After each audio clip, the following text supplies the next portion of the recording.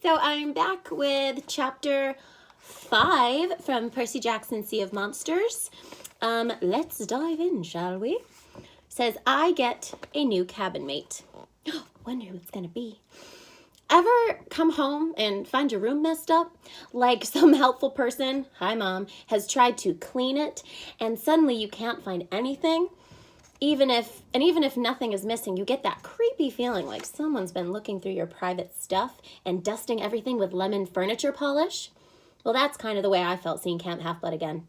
On the surface, things didn't look all that different. The big house was still there with its blue gabled roof and its wraparound porch. The strawberry fields still baked in the sun. The same white columned Greek buildings were scattered around the valley.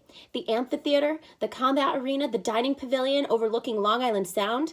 And nestled between the woods and the creek were the same cabins, a crazy assortment of 12 buildings, each representing a different Olympian god. But there was an air of danger now. You could tell something was wrong. Instead of playing volleyball in the sandpit, counselors and satyrs were stockpiling weapons in the tool shed. Dryads armed with bows and arrows talked nervously at the edge of the woods. The forest looked sickly, the grass in the meadow was pale yellow, and the fire marks on Half-Blood Hill stood out like ugly scars. Somebody had messed with my favorite place in the world, and I was not, well, a happy camper about it. As we made our way to the big house, I recognized a lot of kids from last summer. Nobody stopped to talk. Nobody said, welcome back. Some did double takes when they saw Tyson, but most just walked grimly past and carried on with their duties. Running messages, toting swords to sharpen on the grinding wheels. The camp felt like a military school. And believe me, I know, I've been kicked out of a couple. None of that mattered to Tyson. He was absolutely fascinated by everything he saw. What's that? What's that? He would gasp. The stables for Pegasi, I said. The winged horses. What's that? Those are toilets. What's that? The cabin's for the campers. If they don't know who your Olympian parent is, they put you in the Hermes cabin, that brown one over there, until you're determined. Then once they know, they put you in your dad or mom's group. He looked at me in awe. You have a cabin? Number 3, I pointed to a low gray building made of sea stone. You live with friends in the cabin? No, just me. I didn't feel like explaining. The embarrassing truth, I was the only one who stayed in that cabin because I wasn't supposed to be alive. The big 3 gods, Zeus, Poseidon, and Hades, had made a pact after World War II not to have any more children of mortals. We were more powerful than regular half-bloods. We were too unpredictable. When we got mad, we tended to cause problems, like World War II, for instance, and the big 3 pact had only been broken twice. Once when Zeus sired Thalia, once when Poseidon sired me. Neither of us should have been born. Thalia had gotten herself turned into a pine tree when she was 12. Me? Well, I was doing my best not to follow her example. I had nightmares about what Poseidon might turn me into if I were ever on the verge of death. Plankton, maybe, or a floating patch of kelp.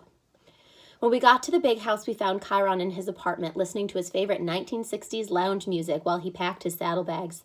I guess I should mention, Chiron is a centaur.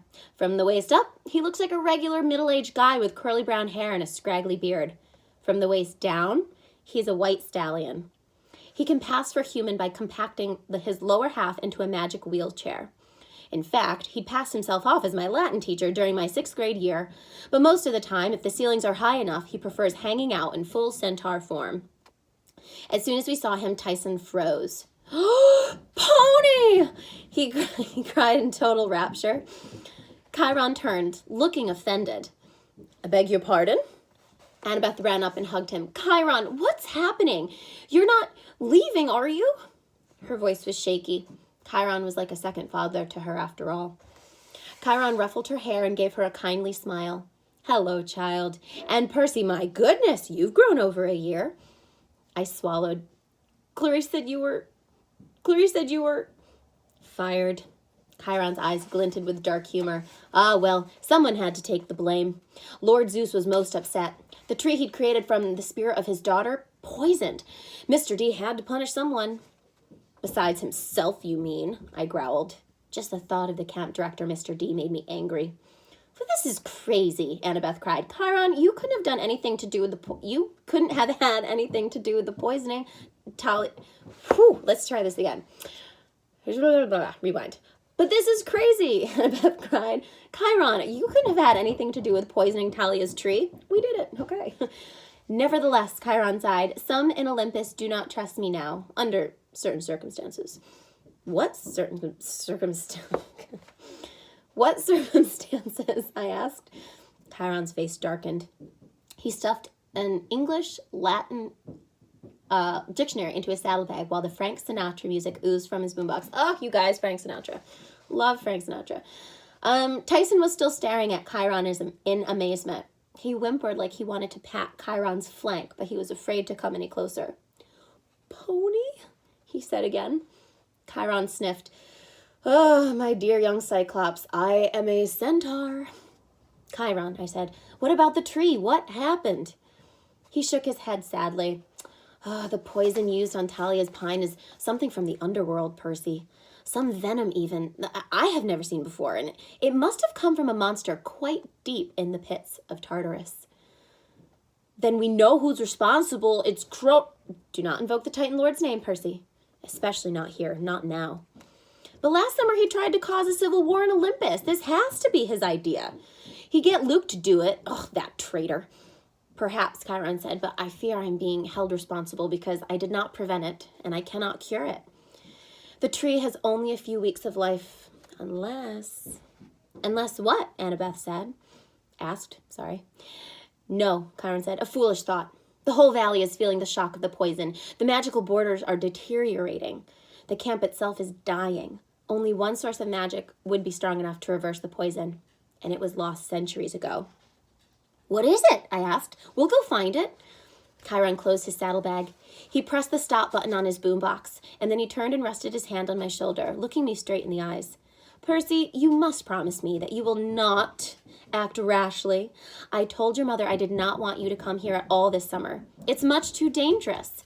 But now that you're here, stay here. Train hard, learn to fight, but do not leave. Why? I asked. I want to do something. Also mood. I can't just let the borders fail. The whole camp will be overrun by monsters, Chiron said. Yes, I fear so. But you must not let yourself be baited into hasty action. This could be a trap of the Titan Lord.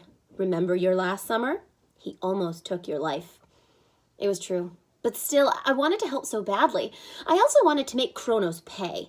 I mean, you'd think the Titan Lord would have learned his lesson eons ago when he was overthrown by gods. You'd think getting chopped into a million pieces and cast into the darkest part of the underworld would give him a subtle clue that nobody wanted him around. But no, because he was immortal, he was still alive down there in Tartarus, suffering an eternal pain, hungering to return and take revenge on Olympus. He couldn't act on his own, but he was great at twisting the minds of mortals and even gods to do his dirty work. The poisoning had to be his doing. Who else would be so low as to attack Talia's tree, the only thing left of a hero who'd given her life to save her friends? Annabeth was trying hard not to cry. Chiron brushed a tear from her cheek. Stay with Percy, child, he told her. Keep him safe. The prophecy. Remember it. I will. I said, would this be the super dangerous prophecy that has me in it, but the gods have forbidden you to tell me about it? Nobody answered. Right, I muttered, just checking. Chiron, Annabeth said, you told me the gods made you immortal only so long as you were needed to train heroes. If they dismiss you from camp, swear you will do your best to keep Percy from danger, he insisted. Swear upon the river Styx. I swear it upon the river Styx, Annabeth said. Thunder rumbled outside. Very well, Chiron said. He seemed to relax just a little. Perhaps my name will be cleared and I shall return. Until then, I go to visit my wild kinsmen in the Everglades. It's possible they know of some cure for the poison tree that I have forgotten. In any event, I will stay in exile until this matter is resolved, one way or another. Annabeth stifled a sob. Chiron patted her shoulder awkwardly. There, now, child, I must entrust your safety to Mr. D and the new activities director. We must hope. Well, perhaps they won't destroy the camp quite as quickly as I fear. Who is this Tantalus guy anyway? I demanded. Where does he get off taking your job? A conch horn blew across the valley. I hadn't realized how late it was. It was time for the campers to assemble for dinner. Go, Chiron said. You will meet him at the pavilion. I will contact your mother, Percy, and let her know you're safe. No doubt she'll be worried by now. Just remember my warning. You are in grave danger. Do not think for a moment that the Titan Lord has forgotten you.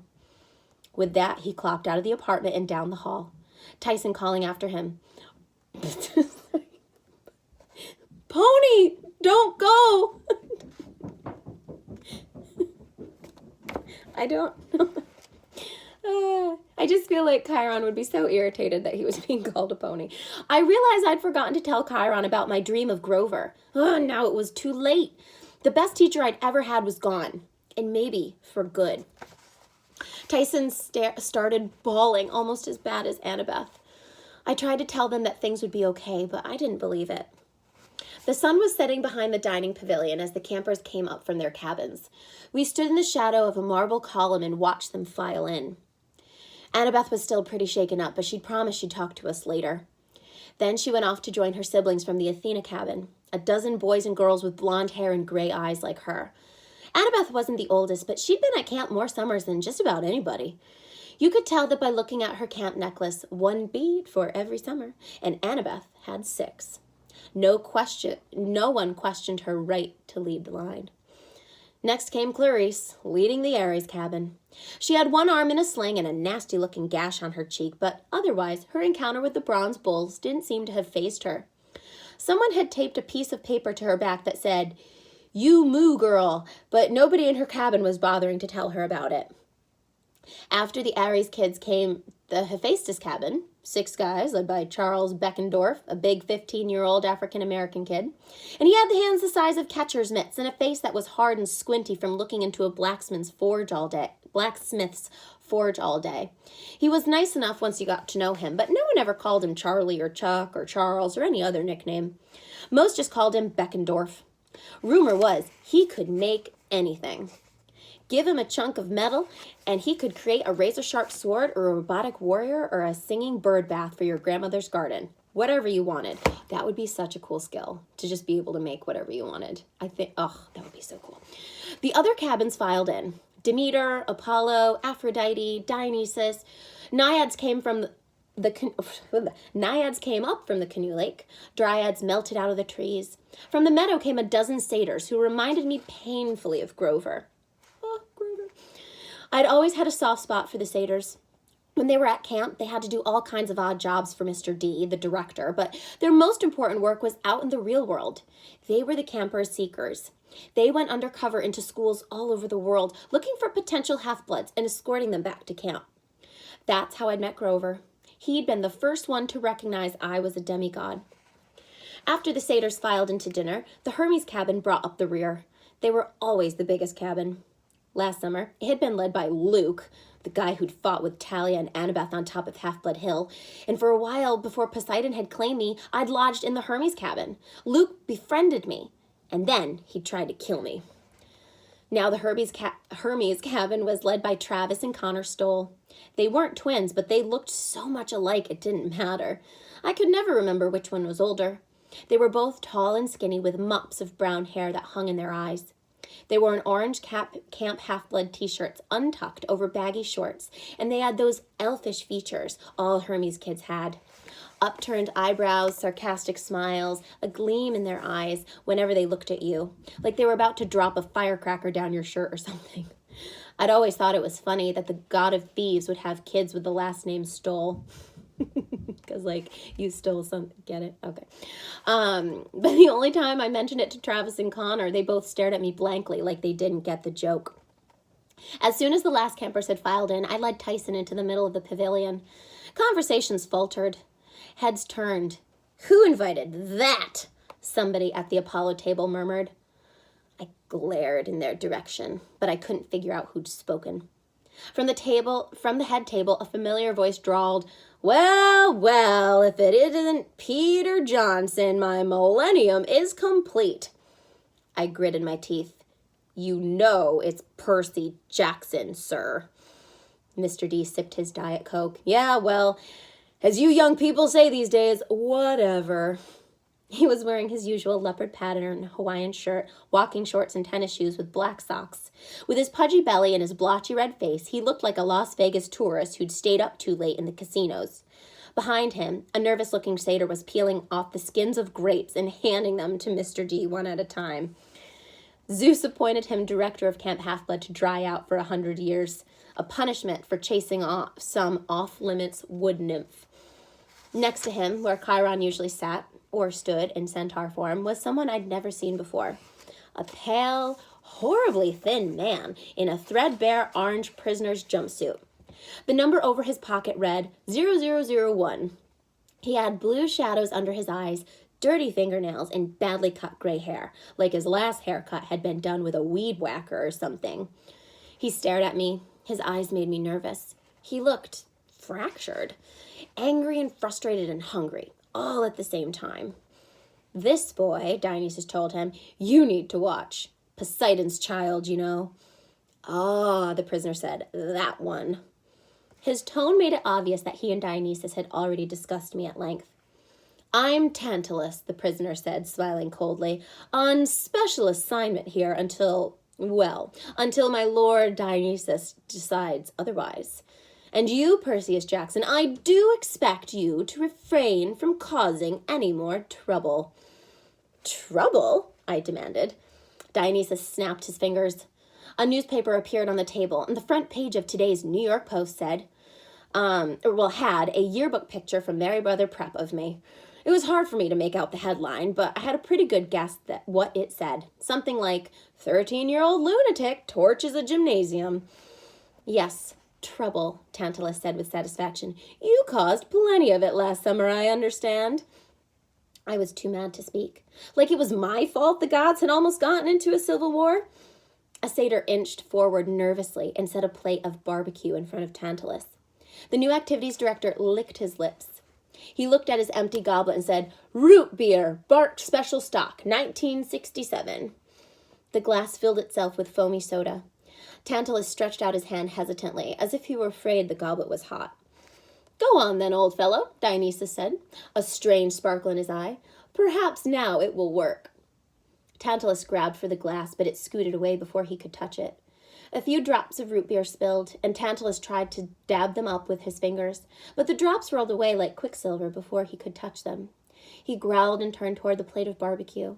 He picked up a fork and tried to stab a piece of brisket, but the plate skittered down the table and flew off the end, straight into the coals of the brazier.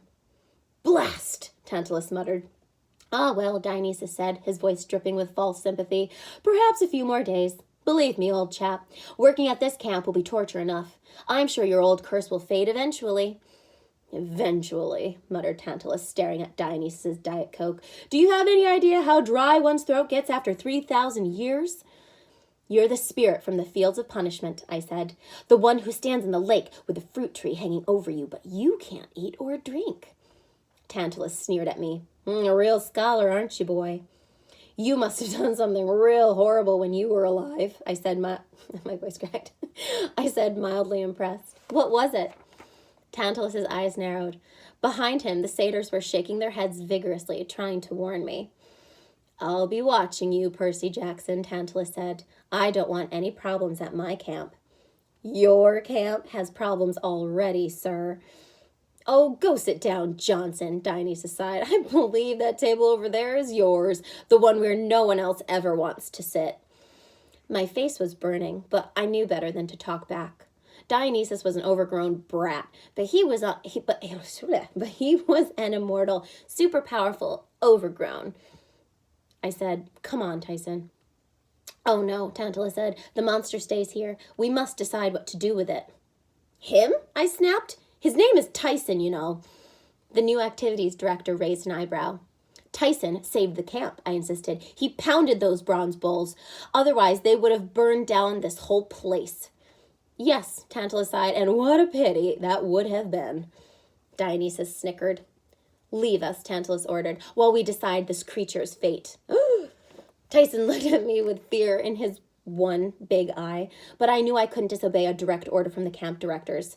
Well, not openly anyway. I'll be right over there. Here, big guy, I promise. Don't worry, we'll find a good place to sleep tonight for you. Tyson nodded. I believe you. You're my friend. Oh, Tyson. Ugh, that made me feel a whole lot guiltier. I trudged over to the Poseidon table and slumped onto the bench. A wood nymph brought me a plate of Olympian olive and pepperoni pizza, but I wasn't hungry. I'd been almost killed twice today, for goodness sake. I'd managed to end my school year with a complete disaster. Camp Half-Blood was in serious trouble, and Chiron had told me not to do anything about it. I didn't feel very thankful, but I took my dinner, as was customary, up to the bronze brazier and scraped part of it into the flames. Poseidon, I murmured, accept my offerings. And send me some help while you're at it, I prayed silently. Please. The smoke from the burning pizza changed into something fragrant, the smell of a clean sea breeze with wildflowers mixed in, but I had no idea if that meant my father was really listening or not. I went back to my seat. I didn't think things could get much worse. But then Tantalus had one of his satyrs blow the conch horn to get our attention for announcements. Yes, well, Tantalus said, once the talking had died down, another fine meal, or so I'm told. As he spoke, he inched his hand toward his refilled dinner plate, as if maybe the food wouldn't notice what he was doing. But it did. It shot away down the table as soon as he got within 6 inches of it. And here on my first day of authority, he continued, I like to say what a pleasant form of punishment it is to be here. Over the course of the summer, I hope to interact with each and every one of you children. You all look good enough to eat. Dionysus clapped politely, leading to some half-hearted applause from the satyrs. Tyson was still standing at the head table, looking uncomfortable, but every time he tried to scoot out of the limelight, Tantalus pulled him back. And now some changes, Tantalus gave the campers a crooked smile as he said, we are reinstituting the chariot races. Murmuring broke out at all the tables. Excitement, mixed with fear and disbelief. Now I know, Tantalus continued, raising his voice, that these races were discontinued some years ago due to, technical problems.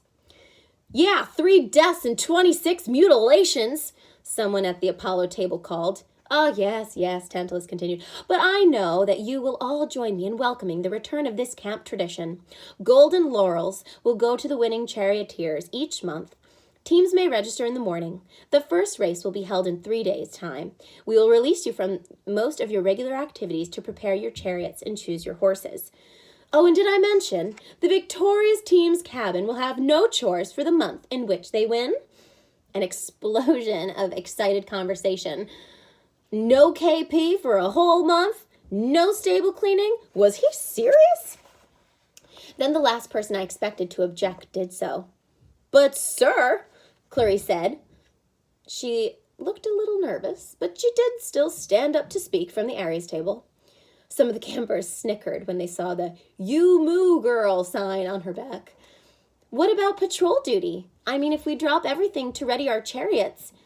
Ah, the hero of the day, Tantalus exclaimed. Brave Clarice, who single-handedly bested the bronze bulls. Clarice blinked, then blushed. I didn't. And modest too, Tantalus grinned. Not to worry, my dear. This is a summer camp. We are here to enjoy ourselves, yes? But the tree, she continued. And now, Tantalus said as several of Clarice's cabin mates pulled her back into her seat. Before we proceed the campfire and sing along, one slight housekeeping issue. Percy Jackson and Annabeth Chase have seen fit, for some reason, to bring this here. Tantalus waved a hand towards Tyson. Oh, you guys, I love Tyson. Uneasy murmurings spread among the campers. A lot of sideways looks at me. I wanted to kill Tantalus. Now, of course, he said, Cyclops have a reputation for being bloodthirsty monsters with a very small brain capacity. Ah, rude. Under normal circumstances, I would release this beast into the woods and have you hunt it down with torches and pointed sticks.